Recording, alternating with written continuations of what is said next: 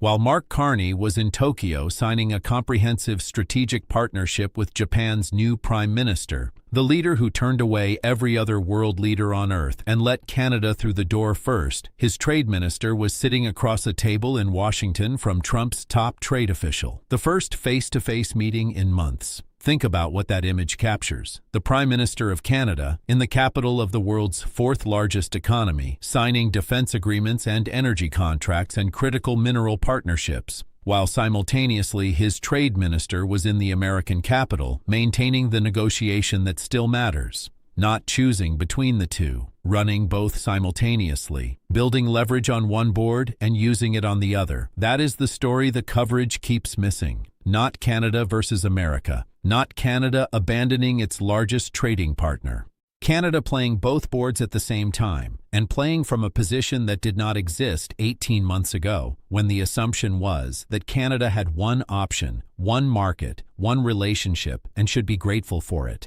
In 10 days, 3 countries chose Canada: Japan, Australia, India, not with diplomatic courtesy, not with exploratory conversations, with signed contracts, parliament addresses, military partnerships, uranium supply agreements, and a combined economic coalition that Carney described publicly in Canberra with a number that every government in the world should have written down: Europe, Australia, Canada, Japan, and South Korea. Combined GDP larger than the United States. Not eventually. Right now. The allies Washington tariffed, the partners it threatened, the countries it told to be grateful. Together they are bigger, and they are organizing without asking permission.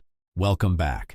Today we go through what Canada built in 10 days across 3 continents, why the trade data shows the shift is already structural and not episodic, why Japan letting Carney through the door first is strategically significant beyond the symbolism, and what it means that Canada is running the Washington negotiation and the global diversification simultaneously. Let's go.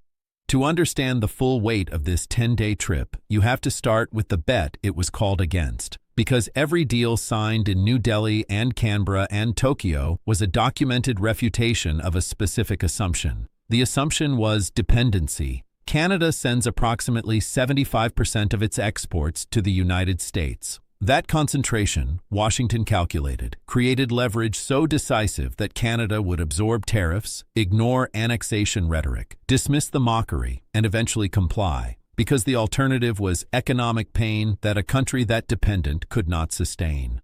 Tariffs on steel, aluminum, cars, and lumber. The USMCA called irrelevant, the Prime Minister called governor. Negotiations frozen for months, all of it resting on that single foundational bet. Canada has nowhere else to go. The 10-day trip was the documented answer to that bet.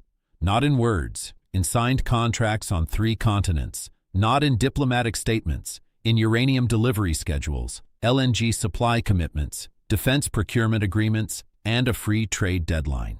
The answer was not delivered in a press conference. It was delivered in the trade data that already shows Canada's exports to the world rose 17.2% last year to an all-time record, while America's share of Canadian trade fell to 71.7%. The lowest since the early 1980s, before the Canada-US Free Trade Agreement, before NAFTA existed. The dependency that gave Washington its leverage is measurably, documentably declining, and after this week, it is declining faster. The trip started in India, and the numbers from that stop deserve the precision they rarely receive in coverage. $5.5 billion in concluded agreements. 10 separate deals. The centerpiece, $2.6 billion in uranium from Saskatchewan. Cameco will supply 22 million pounds to fuel India's nuclear reactors for the next 9 years. India currently operates 24 nuclear reactors and has dozens more planned as part of its strategy to generate baseload electricity without depending on imported oil and gas.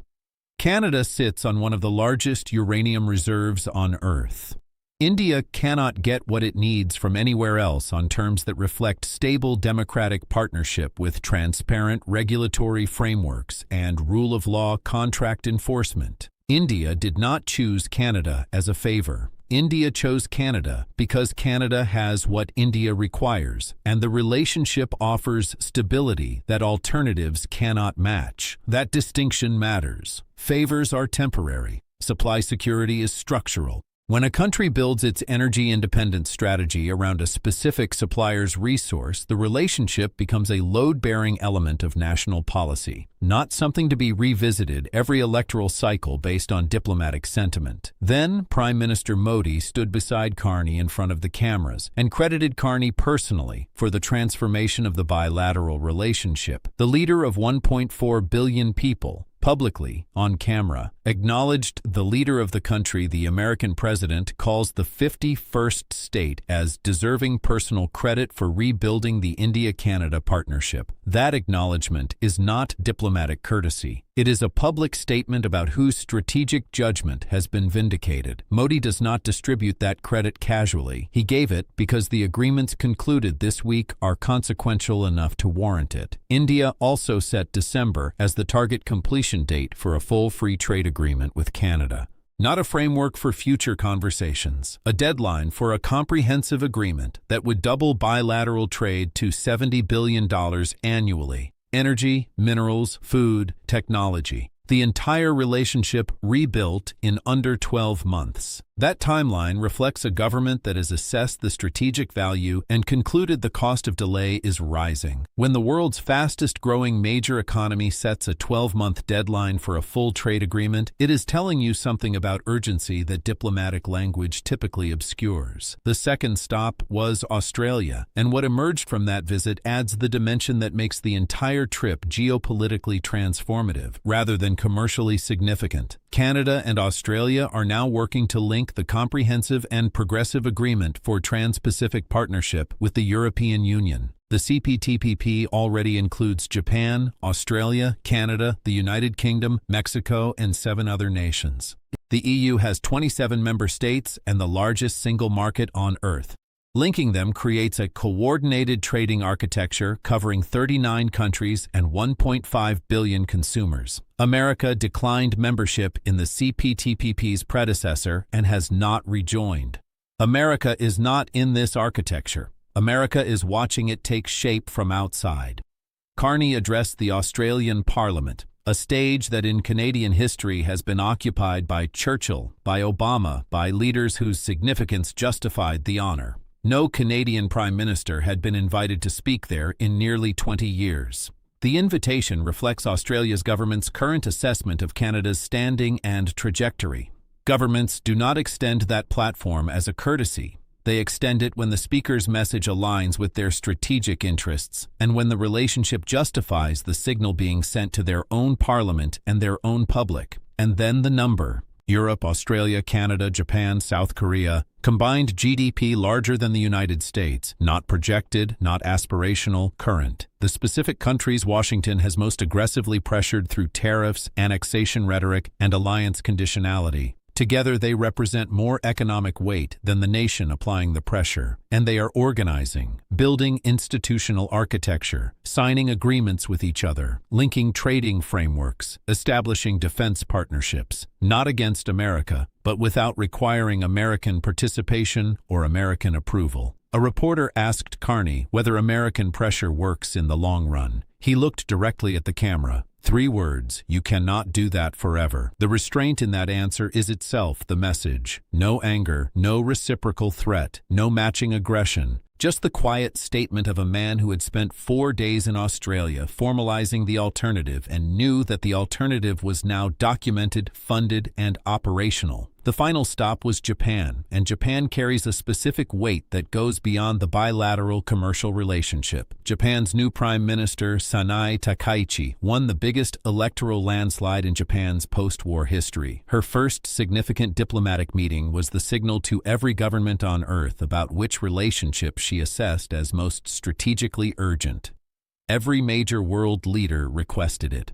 She chose Carney. A military band played O Canada inside the official residence in Tokyo. Carney addressed her in Japanese. The comprehensive strategic partnership they signed covers defense, energy, critical minerals, technology, joint naval exercises in the North Pacific, and cyber intelligence sharing on threats from China and Russia. And then the Arctic dimension. Japan is now considering joining Canada's annual Arctic sovereignty operation. Japanese forces training in the Canadian Arctic alongside Canadian military. That sentence would have been dismissed as speculation 12 months ago. It is now official policy under active consideration. Japan's interest in Arctic operations reflects a sophisticated analysis of where the next generation of great power competition will play out. As ice retreat opens new Arctic shipping routes and resource access, the countries with sovereign presence and operational capability in that region will hold strategic advantages that cannot be quickly replicated by latecomers. Canada's Arctic sovereignty is one of its most significant geopolitical assets. Japan seeking operational association with that sovereignty is a statement about where Japan's strategic planning locates the long-term balance of power. Japan imports 87% of its energy.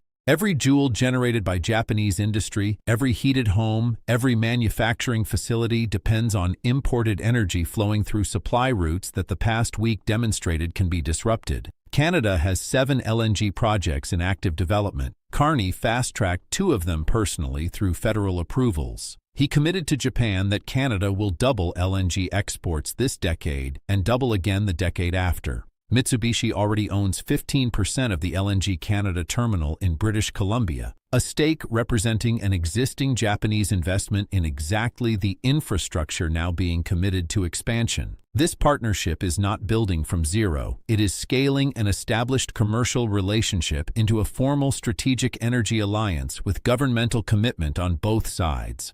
Canada replaced the United States as Japan's #1 supplier of wheat and pork. 10% of everything Japan eats now comes from Canadian soil. The country America told the world was worthless is feeding Japan more than America is. Those are current trade flows, not projections. And the automobile number tells the story of what American pressure campaigns produce in practice. 77% of all cars built in Canada today are Japanese. Honda, Toyota, and the manufacturers whose Canadian presence expanded as American automakers reduced theirs under Washington's pressure. 8 years ago, Japanese manufacturers built 44% of Canadian automotive production. American manufacturers built 56%. Today, the ratio has inverted. The American manufacturers left, but they did not take the production to the United States. Japan filled every gap. The factories are running. The workers have jobs. The economic activity is happening, with Japanese companies instead of American ones. The pressure campaign intended to demonstrate Canadian economic vulnerability demonstrated instead that Canadian manufacturing capacity is valuable enough that when American companies depart, the world's most sophisticated manufacturing nations occupy the space immediately. Now the data that proves the structural nature of the shift. Canada's exports to the United States fell 5.8% last year. Canada's exports to the rest of the world rose 17.2%, an all-time record. America's share of Canadian trade dropped to 71.7%, the lowest level since before the Canada-US Free Trade Agreement existed. These numbers predate the 10-day trip. They reflect decisions made over the preceding 18 months as Canadian businesses, Canadian government procurement, and Canadian energy producers all recalibrated their relationships in response to the commercial and political environment the tariffs created. The trip this week accelerates and locks in that trend through binding contractual commitments.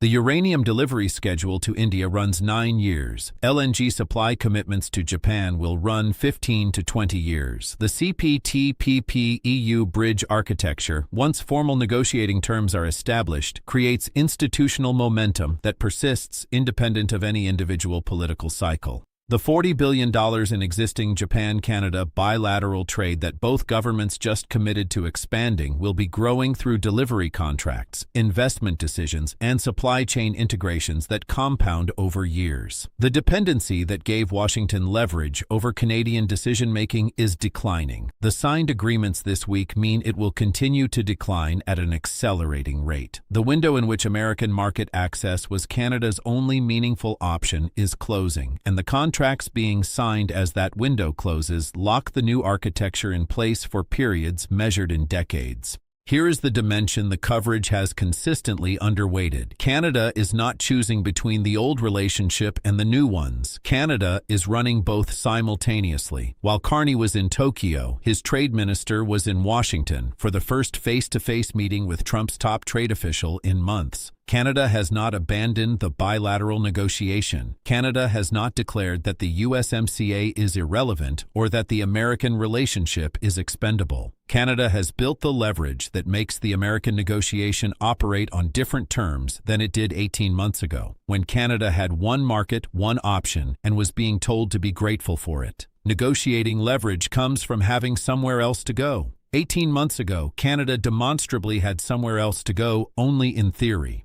Today, Canada has signed contracts with India, operational partnerships with Australia, a strategic alliance with Japan, and a coalition of middle-power democracies organizing around Canadian resources whose combined economy exceeds the United States. The trade minister, sitting across from Washington's negotiator this week, is sitting there with those agreements already signed, those contracts already executed, those relationships already operational. That is a categorically different negotiating position than the one Canada held when the tariffs were first imposed. And Washington's negotiators know it. The meeting happening in Washington while Carney was in Tokyo is not two equal parties continuing a stalled negotiation. It is one party that has spent 18 months building alternatives, meeting with a party that is beginning to understand what those alternatives actually look like. Here is what you should be watching. Watch the India Free Trade Agreement timeline. December is the stated target. If formal negotiating sessions begin within the next 60 days, at the urgency implied by the deadline, the agreement in principle could be announced before year-end. A concluded India-Canada trade agreement at $70 billion annually would be the most significant expansion of Canadian trade architecture since NAFTA, and it would be built on the foundation of a uranium contract that runs 9 years, regardless of what any future negotiation produces. Watch the CPTPP-EU bridge. Carney has described this architecture publicly in 3 separate capitals. When the same project is mentioned in Tokyo and Canberra and New Delhi, it is not aspiration. It is a project with working groups and a timeline. The formal announcement of negotiating terms between the CPTPP and the EU would be the most consequential trade architecture development since the WTO was established. Watch Japanese LNG contract announcements. The 2 fast-tracked projects are moving through approvals. When binding supply contracts with Japanese buyers are announced with volume commitments and delivery schedules, the supply architecture being built becomes fixed for 15 to 20 years. Supply architecture that is fixed for 15 to 20 years is not subject to revision based on a single political decision in Washington. Watch the Washington negotiation. The outcome of the USMCA review, due July 1st, will tell you whether the leverage Canada has built through 10 days of signed agreements on 3 continents translates into negotiating terms that reflect genuine partnership rather than subordination. If it does, the dual board strategy worked. If it does not, the alternative board becomes the primary board. The 10-day trip produced signed contracts, a parliament address, military partnerships, a uranium delivery schedule, and a prime minister's first meeting. 3 countries chose Canada. One coalition formed around Canadian resources is larger than the United States. One trading bloc linking the Pacific to Europe is being constructed without American participation, and while all of it was happening, Canada's trade minister was in Washington, playing both boards, building leverage and using it. The assumption that Canada had one option is over. The receipts are in 3 cities on 3 continents. The contracts are signed, the planes have landed, and the trade minister is still at the table in Washington, negotiating from a position that did not exist 18 months ago, with signed agreements in his government's portfolio that prove the alternative is real.